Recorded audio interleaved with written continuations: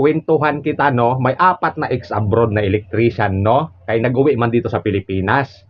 Hindi ngayon si ma'am magpalagay ng saksakan para sa kanya na electric pan, no? Kay sila na apat, puro ba sila mga profesional, no? Kay puro 10 years ang kanila na mga experience sa iba na bansa.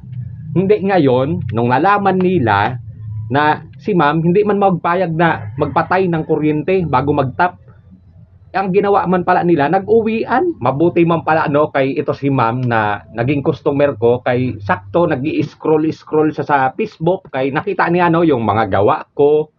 Kaya in contact niya ko, no, sa Messenger. Di siyempre pagpunta ko, no, kay ako man ang maggawa, ang isa na electrician nagpaiwan, ang galing sa Canada. Di ngayon sabi ko sa kanya, no, tignan mo lang itong gagawin ko, kay basta magsuot ka ng gloves at hindi ka magsagi, no, hindi ka magdikit sa mga grounding, kay masip ka, masip. Habang man pala intatap ko yan, no, di nakita nung ex-abroad na galing sa Canada, no, kay 7 years man lang siya doon. Di nung nakita niya na nagkikislap, do, talagang napanganga siya.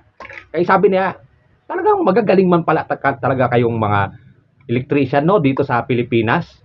Di yun na sabi niya. Pagkakita niya, no, na talagang patapos na at nagdana na, sige na ang ikot, no, di sige lang ang pasalamat niya. Mabuti daw, no, na tama ang naging desisyon niya, kay nagpaiwan siya, kay nakita niya, no, ang diskarte.